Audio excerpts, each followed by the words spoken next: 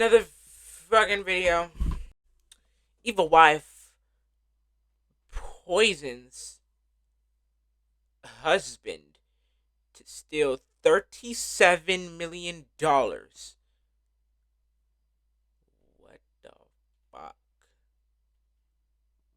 What the fuck? Bitches be gold diggers. Bitches really be gold diggers. That's why you gotta be careful with who you got in your life, or who you want to bring around in your fucking life. I'ma start learning that shit eventually.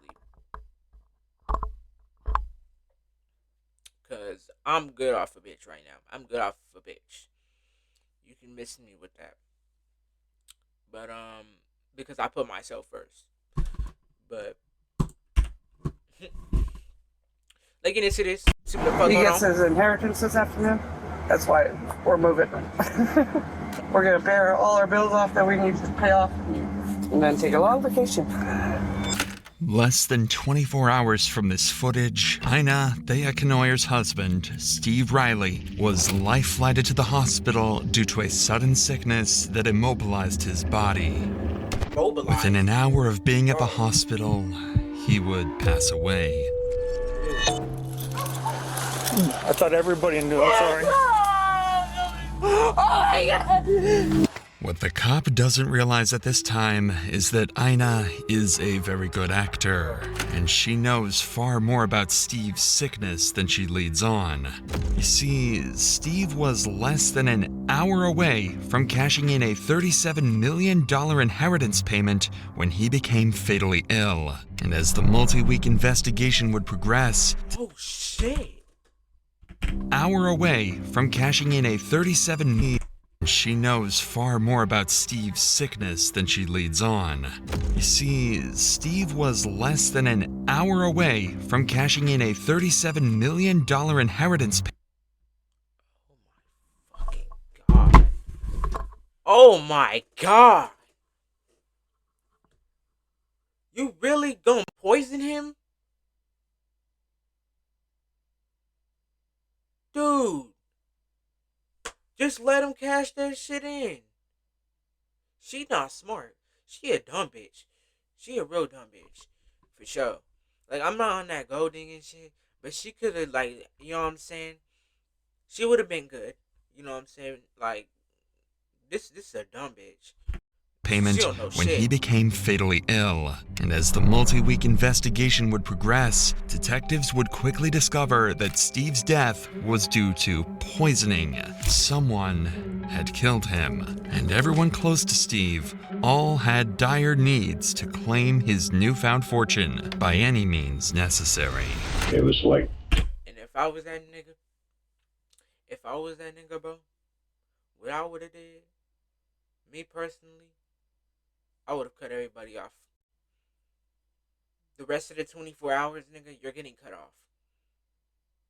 You're getting cut off. Wife, nigga, brother, sister, cousins, uncles, aunties, all that shit.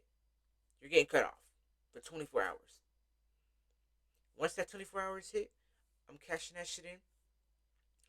I'm getting me my car, my home, all that shit. I'm dipping from wherever the fuck city I'm at, you know what I'm saying? I'm dipping the city where I'm coming from. I'm dipping that shit. I'm heading to another city for about a month. I'm isolated for a whole fucking month. I'll come back with everything set. Again, I get everybody else right. I'll get everybody else right. And then we good. Like, we good. That bitch don't even look healthy. 20-something So I might dip the million. bitch. Best thing you can do is get on a plane and don't look back. Like, money is fucking crazy. Money will have niggas doing this shit, though. You know what I'm saying? Police department. It's the police department. It's not Chad. This body cam was recorded the night before Steve Riley's death. Steve and Ina's drunken neighbor had been harassing them and other residents of the neighborhood, so Ina called 911 to de-escalate the situation. What makes this specific footage interesting is not the situation with their drunken neighbor, but rather what Ina would tell police after. Her $37 million inheritance fund that she's just hours away from cashing in. Sorry. You thought it was Chad? Yeah. I wouldn't tell Who was anybody, trying to nigga. kick in everybody's door. Who was he He out here was busting fighting? to my light. That's the And thing. look at the Tell garbage him. cans. You Who can't was, tell he, who was he niggas. fighting with out here? My fiance, he went for a walk, pulled down. Who's your fiance? Steve, Riley, Steve Riley? yeah. Okay. What's your name? I'm Ina. Okay. Is your fiance hurt at all? He got gash on his forehead. Okay. You know, we just want to talk with him too, just to make sure he's all right if possible. There's blood all the way over there. That's Jessica. So what actually happened tonight? What were they fighting over? Chad was trying to kick in the door. Just for no reason, or just Drunk. He does that. where do you think your fiance would have went, so we could just get his side of the story real quick? Oh, I don't know. So you got a phone on? No, we don't have a phone until this afternoon. But this is where Ina reveals something she shouldn't have. Their plans to pay off all of their bills, which Okay, so $311,579.90. Okay. Who did all that? The bitch or the nigga or both? I don't know. We'll see. What the fuck are you doing?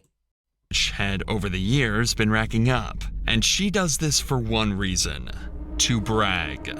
He gets his inheritance this afternoon. That's why we're moving. We're gonna pay all our bills off that we need to pay off. His lawyer gets here today at 2 to sign the paperwork for his money. Okay. And then he's gonna go pay that. And his lawyer gonna pay the rest of his child support. And then take a long vacation. According to Ina, Steve is set to receive an inheritance from his late uncle tomorrow, which supposedly is enough money to turn their lives around completely. According to Ina, I can't fuck with a bitch like that. Hell nah. Oh my god. And his lawyer gonna pay the rest of his child support.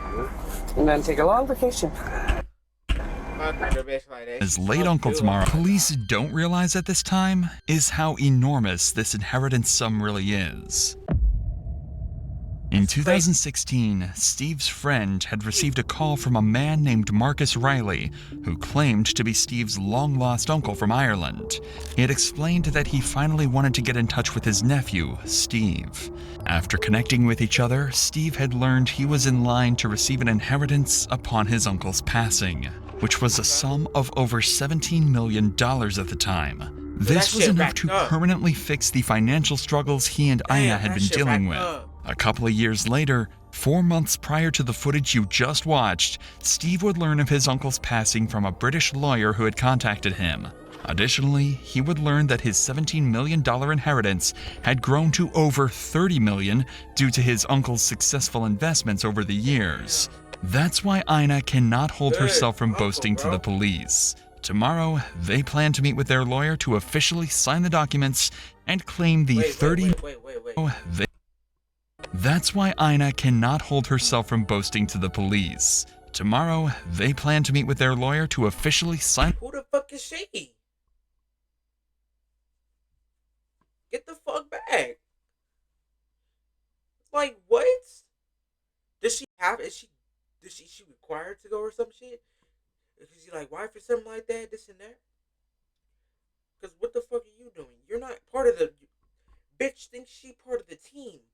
What the fuck? The documents and claim the $30 million inheritance fund. The two plan to take the money and live with Steve's long-lost family in Ireland, quote, living in the castles. In less than 24 hours, Ina will be rich. So as officers leave for the night, Ina would make one final statement about how her life was about to change forever. if you want to step back inside, and then if Steve shows back up, we're going to try to look for him to get his side of the story as well. But if Steve shows back up, if you just want to give us a call or have him give us a call, we'll talk to him then, okay? Yeah, he's gonna stop by anyways, like I said. Sounds good. I've only been able to put like $5 on his fines, but at least it was something. Okay, But- sounds good. We're gonna pay it all off, all at once. Perfect, thank you. Steve would return to his and Ina's apartment that night, and the two would patiently wait, not being able to sleep, as they counted down the hours until they would receive their millions. The plan to receive the funds was simple. At 2 p.m., the group would go to the airport to meet their lawyer, who was flying in with their inheritance paperwork. Ina and Steve obliged and would arrive at the airport alongside their two friends, Billy and Wes, before patiently waiting. Oh my god, bro. Why are niggas so stupid? Who are these niggas? 3 people in your $37 million settlement. Or whatever the fuck. Inheritance. There we go. Inheritance. $37 million inheritance. And you bringing all these niggas around. Who are these niggas, bro?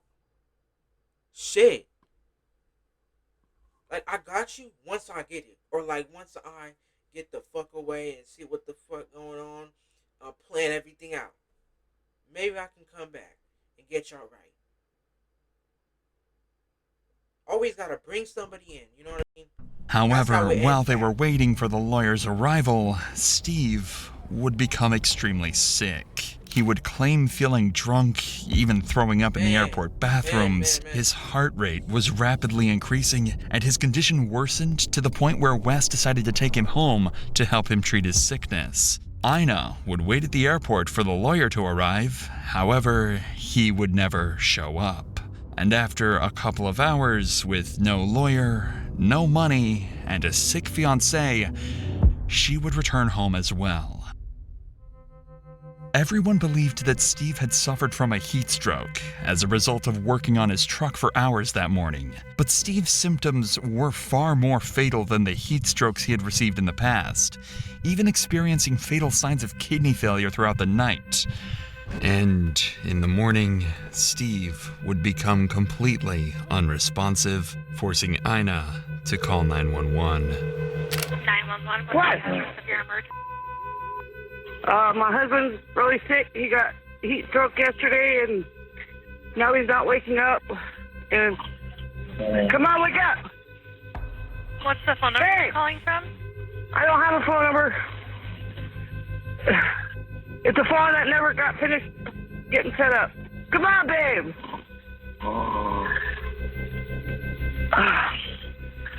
I've been trying everything. Ice, water. Okay, but he is breathing. Yes, he's snoring. He won't talk to me anymore. He won't look at me. He won't open his eyes. Okay, Hey! I've got help on the way. Just keep an eye on his breathing, and if anything changes with his breathing, tell me immediately. Oh. Hello? Yeah.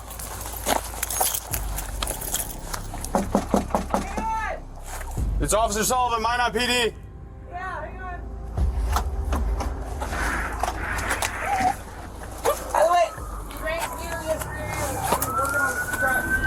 Inside the home, officers would find Steve fully unresponsive, and they would drag him out of the house through piles of trash and filth. Quickly, he was rushed to the nearest hospital, but with his condition so poor, he would be flown to the St. Alexis Hospital to undergo more professional treatment.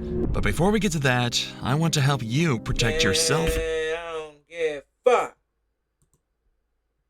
Get that bag, though. Stroke, which caused his illness. The officers had no reason not to believe her story, so they would comfort her throughout the day as Steve was being treated.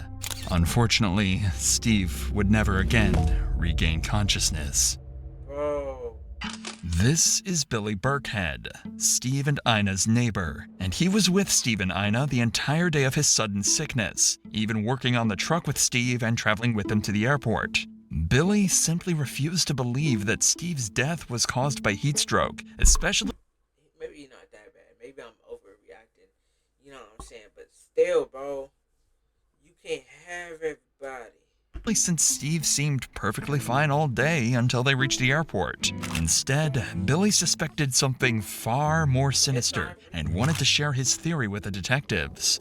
So, the day after Steve's death, Billy would call officers back to apartment 912A to detail his side of the story. We think she poisoned him. Oh, I'm almost sure she poisoned him. So what's your plan right now? We're making sure nothing goes. Because you know when they go to jail, they die. I mean, People come and clean well, them out. how long are you going to stay here? I'll stay here until the sun gets here. Oh. When's the sun supposed to get here? I'm not dead. I told you. Stop! He's not. He's dead. I just told the sun. And he was poisoned. Billy's explanation for Steve's death is, well, horrifying. If Ina truly did poison Steve, then his symptoms would make sense, and would add up far more than the idea of him having a heat stroke. However, why would Ina want to poison her husband if they were about to live such a good life? Well, Billy seems to have the exact answer to that question. The other day, she threw all the stuff out in the yard. From his house? Yeah, and he come out and he was holding his head down. And then we're supposed to go up to the airport and meet this guy because he's supposed to get quite a bit of money. Come back, we had to help him out of the car, had to help him in the house. And everything was fine until he come home. And then the next morning, she's throwing all this stuff out. She was supposed to call the ambulance. She never called the ambulance. Billy thinks that Ina was secretly planning to split with Steve after the inheritance was received, even going so far as to throw his belongings out of the house after they returned from the airport. Even worse is that Ina lied about getting help for Steve after they returned from the airport, pretending to take him to get treated when in reality, they never left the house. Unfortunately, Ina overheard all of this talk and decided to give Billy a piece of her own mind. I'm taking off. I'm not worthy of my husband. Dead or alive. Hey, stay out here. Hey, stay out here. I need to take a picture. Picture of what? Building. Here, Why the truck. Oh, you can sit over here. Steve collapsed yesterday. Mm-hmm. Went to the hospital. I found out he was poisoned. How'd you find that out? Doctor told me. I'm just telling you, son, don't ever stop after these people. They're nasty people. They're nasty. Ina coincidentally seemed to put the blame on the neighbors, calling them evil people. It's become more clear that Steve's death was far more sinister than officers had first expected. Officers now had a potential homicide case to investigate, but as they went to leave, one officer accidentally broke the news to Ina that her fiancé had passed away. I thought everybody knew. I'm sorry. Don't tell me anything. Oh my God. I guess the son is on his way here. Okay. Apparently the son is on the way here. So. Son better put them all in prison. Ina's reaction to her husband's passing is one of the strangest I've ever seen. She starts bawling her eyes out, then suddenly jumps right back. What the fuck?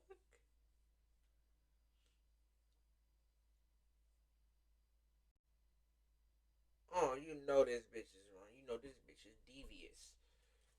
Devious. Oh, shit. Oh, shit. Oh my God, you know they being deviant, boy. I can't fuck with these bitches, boy. That's why you can't fuck with these bitches. These bitches be gold diggers and shit. And these bitches be tweaking, bro. These bitches don't even know how to plan. If you gonna plan a murder, nigga, you gonna plan a homicide, nigga, at least do it right. This bitch ain't doing it right. The fuck wrong with these hoes? Back to her normal self, as if she hadn't even heard the terrible news to begin with. It's becoming more and more clear that something is not adding up. Billy was not the only person to initially put the blame on Ina. In fact, he was only one of many who would come forward with their concerns. Yeah. In fact, Billy's wife, Lynn, had stated that Ina had made horrifying statements in the past, alluding that if she was to ever kill her partner, she would poison him using an antifreeze. To add to the pile of already incriminating information, Steve would be tested for ethylene glycol in his bloodstream, a key ingredient in antifreeze. To nobody's surprise, the results showed toxic levels of ethylene glycol in his system. This information would serve as the catalyst for initiating a formal... How did this shit happen? Like, what did she do? Like, did she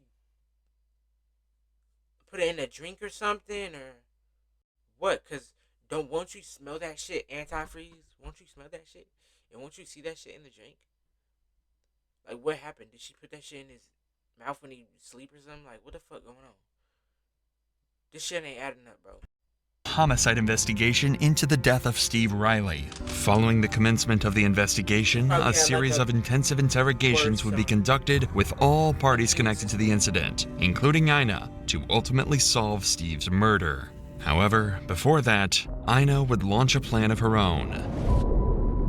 It must have been made apparent to her that she was in hot water, as the day after this encounter with the police, she would call them back to apartment 912A to explain theories of her own. Hi. Yeah. He came up. Okay, what's going on? I don't know. We've been here. He keeps trying to take Steve's truck Where's the truck at? in the garage.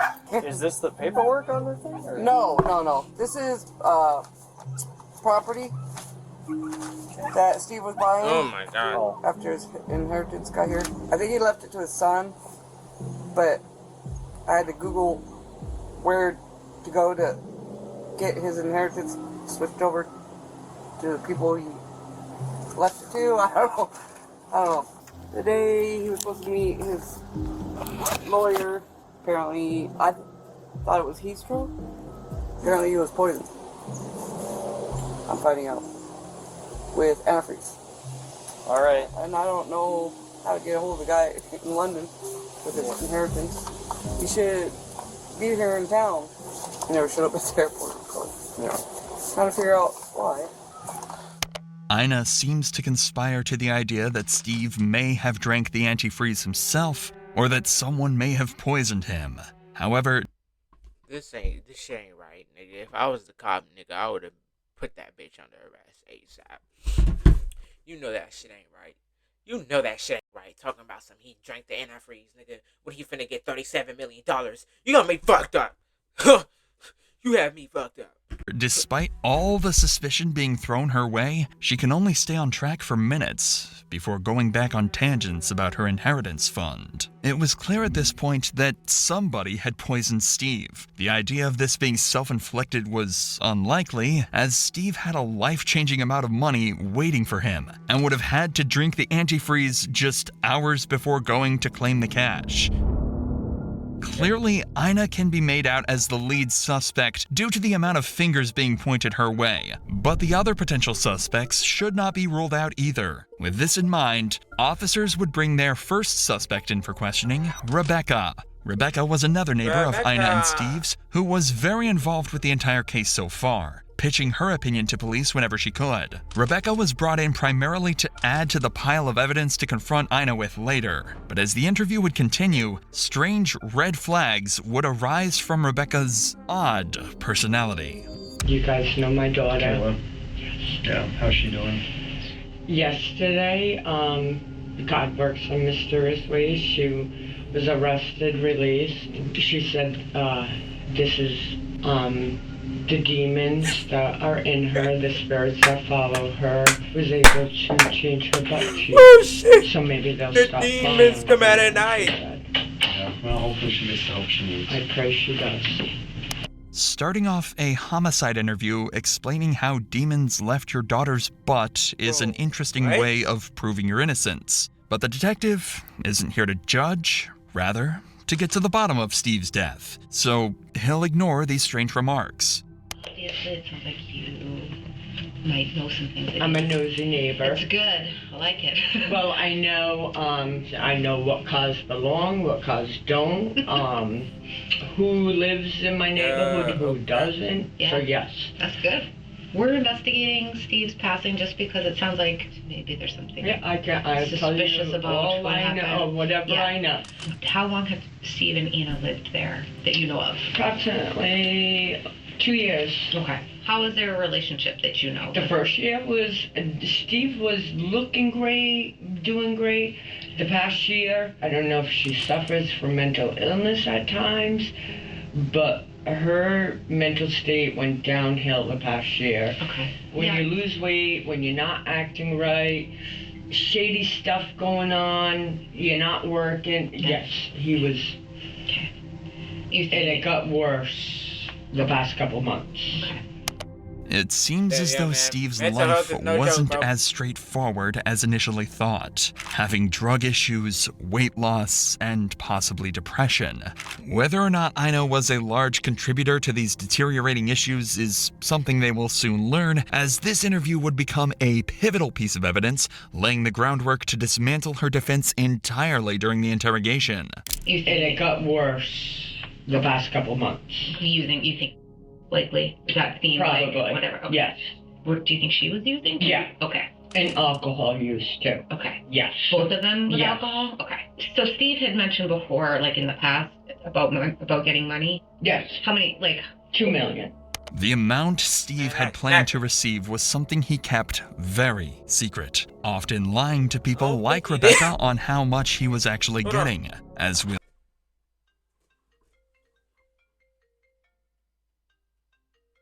Who the fuck is that? Who is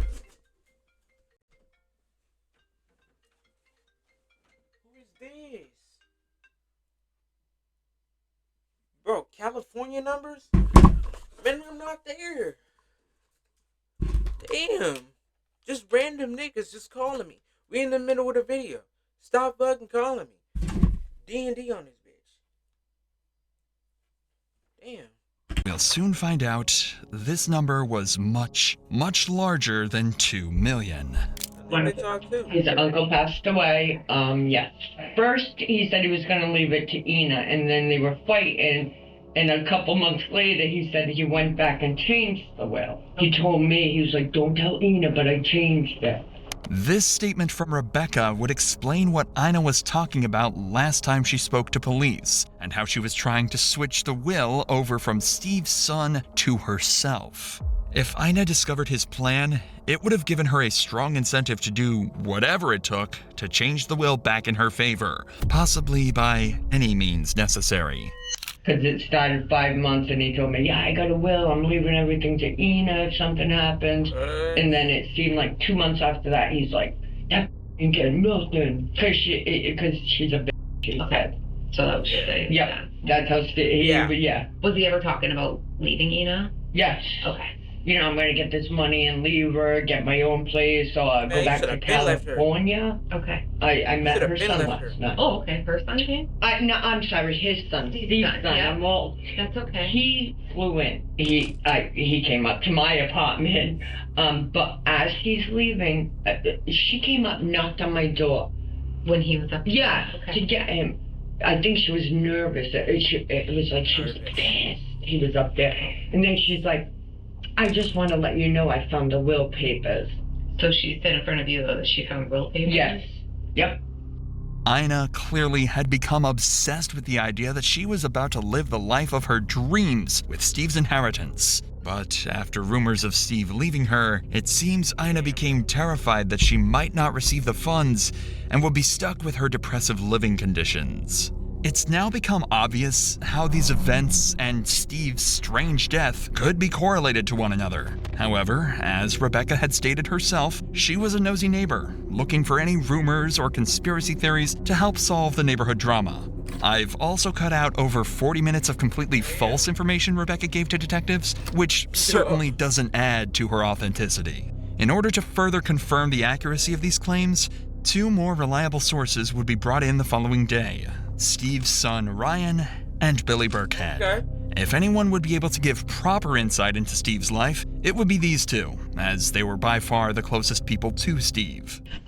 We're assigned the case of your dad's passing. You're really the only next of kin that's maybe had a relationship with your dad, it sounds like? Yeah. Okay. Did he ever talk to you about Eno when you guys talked in the last year? Yeah. He was talking about how he was getting a large sum of money, and he kind of just wanted to leave her because she didn't really have a job and was like leeching off of him. Did Steve ever talk about leaving Eno? All the time. Okay. Every day. Damn, naughty. She talked about poisoning Steve Okay. and me because we're always together, and she didn't like that. And I don't know how much it was. It's supposed to be, it's way up there in the money. It was like 20-something million. Best thing you can do is get on a plane and don't look back. Yeah. I said, that's the best thing you can do. Almost every piece of information the detectives receive leads straight to Ina as the killer. It also makes sense why Ina hated Billy and Steve's son so much, as they knew far more information than she would have liked about the inheritance and her schemes to obtain it. These interviews wouldn't last long, as detectives got all the information they needed from the two and could directly confront Ina with it. But before leaving, they would break disturbing news to Ryan, which would make this case even more of a terrible tragedy. So this inheritance now, I'm thinking that's the same thing we're thinking. Which, I mean, I obviously don't know for sure, but by all accounts of looking at it, it looks like it's a scam. What? Looks like it's the letter has different fonts in it and things, and the fact that your dad had gone there several times to meet with some lawyer, never showed up to the airport. That and all the emails that they tried to send back to the sender of those emails, it always came back undeliverable. The inheritance was a scam. Steve had lived for the past 7 years under the impression that if he just patiently waited, living through his terrible living conditions, he would come out with more money than he could dream of. And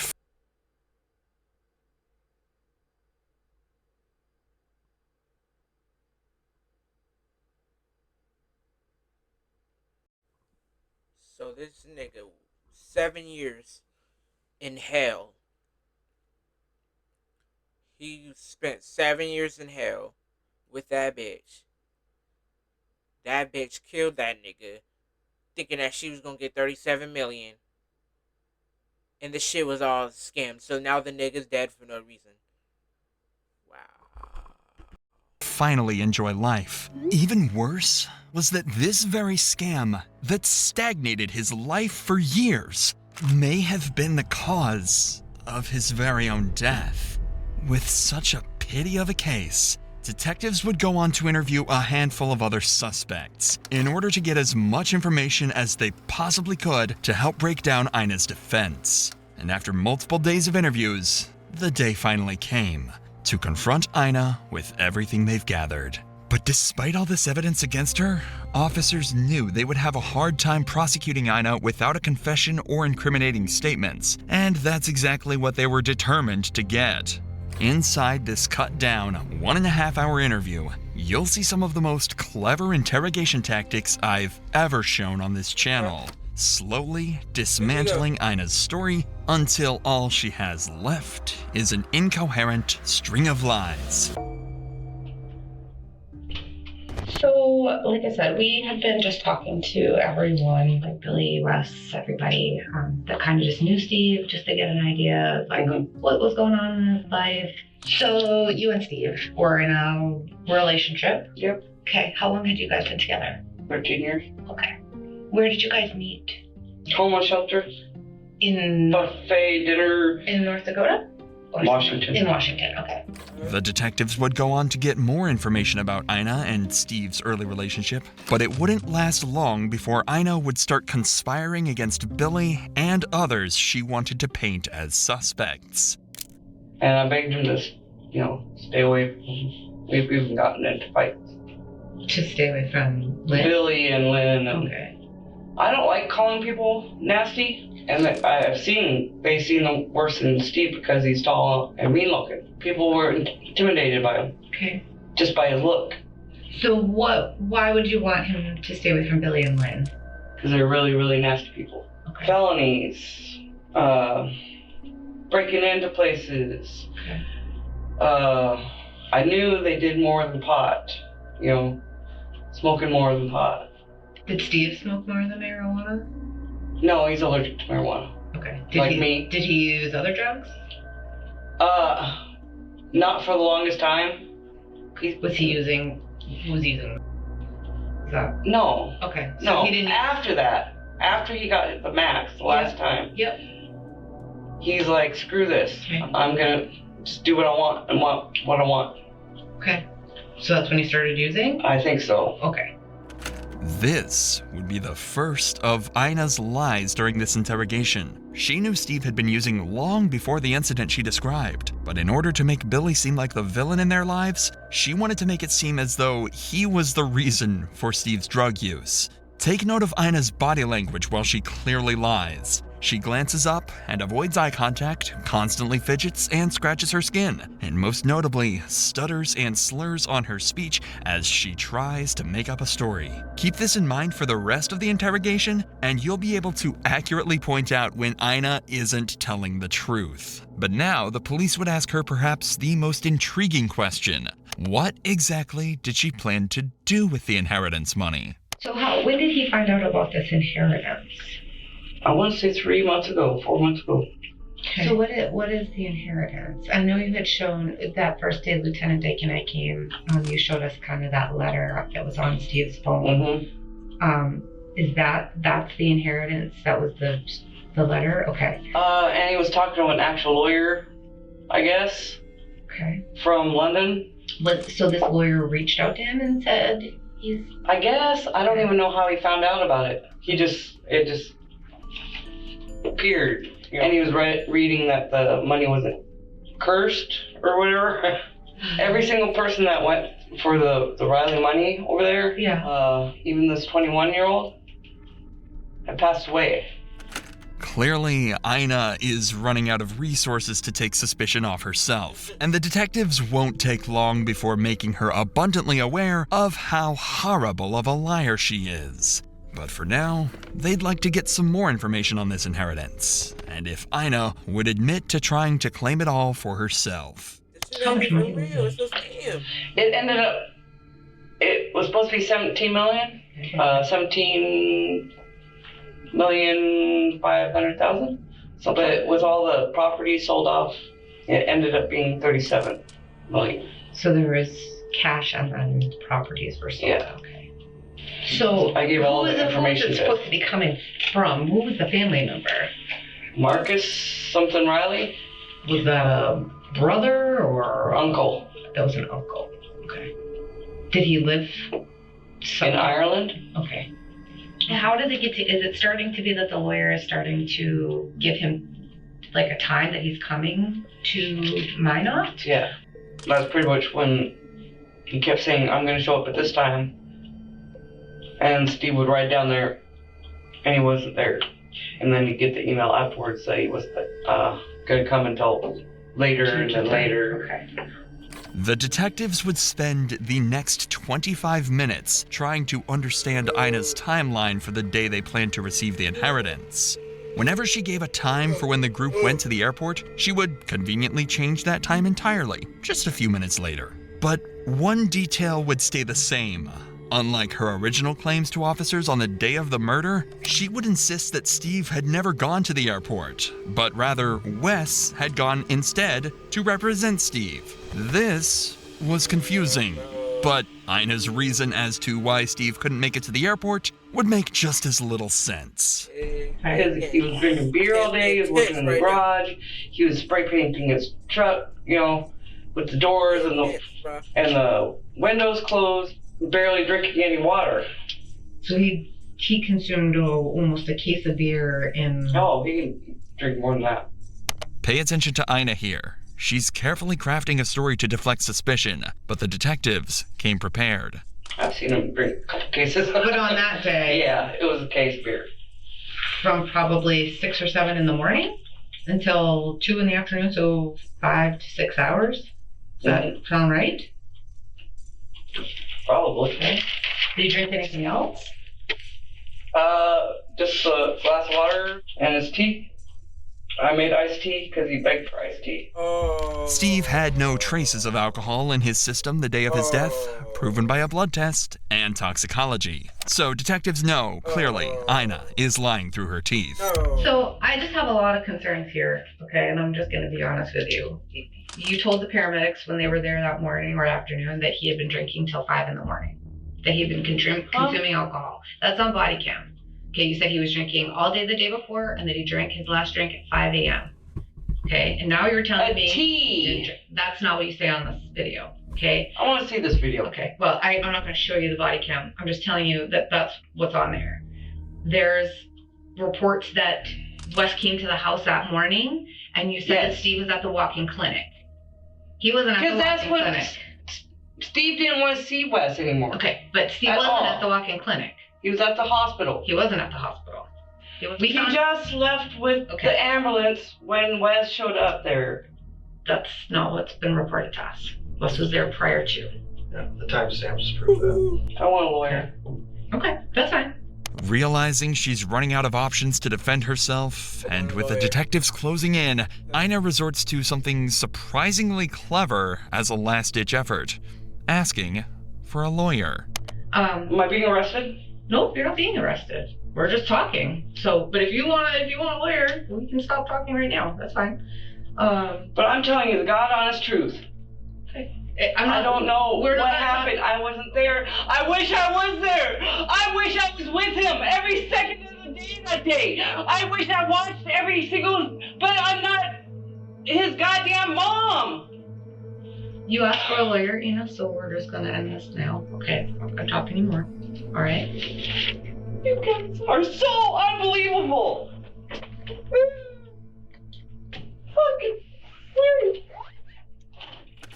The second Ina realized the detectives saw right through her story, she folded under the pressure and insisted on a lawyer. Ina had finally realized her game was over. Following this ho, bitch asshole, it's over. Detectives scrambled for concrete evidence that she had poisoned Steve.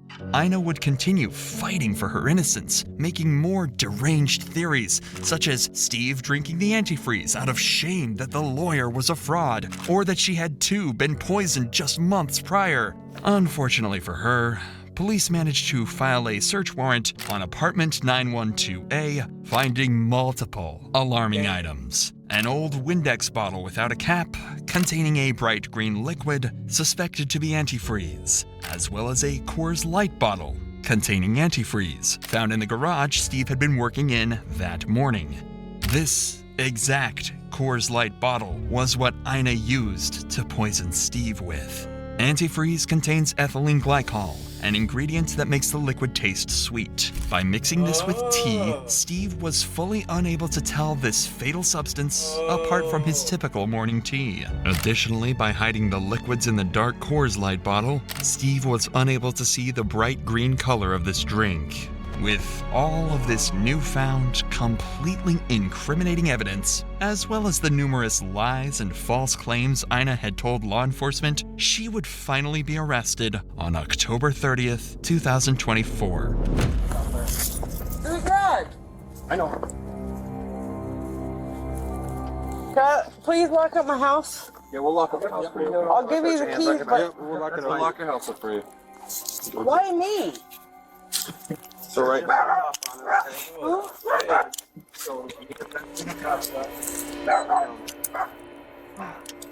We let you smoke a cigarette, you're gonna be decent? Well, I'm decent all the time. No, I never dealt with you, so just don't Never been arrested before like this. I've never done anything. I haven't done anything. It seems like I'm an easy scapegoat. Because all I am is an easy scapegoat. That's all I've ever been. If I was gonna kill him, I would have killed him the day he lied to me and I found out he was doing drugs. Yeah, this man grabbed your arm so you don't fall, alright? And I would have done it physically, not physically. Yeah, I'm a physical woman, not a. Nobody out here to watch the dogs? Just you? No friends or anything? Only one here. You have any friends at work that would take them? We just don't want them to die in there, right? Why? How long are you holding me? We don't know. So we'll have our officers grab the dogs. We'll put a hold on them, all right? 6 months following Ina's arrest, she would sit down in the courtroom for one final time, accepting a plea deal for the murder of Steve Riley. It had been a matter of principle for Ina throughout this entire investigation, staying true to her word no matter how delusional it sounded. But in this courtroom, Ina was left with no choice but to finally confess. Ina Thea Knoyer was charged with murder, intentional, knowing, or with extreme indifference of an adult victim. She was sentenced to life in prison. Her first chance at probation will come in 2050.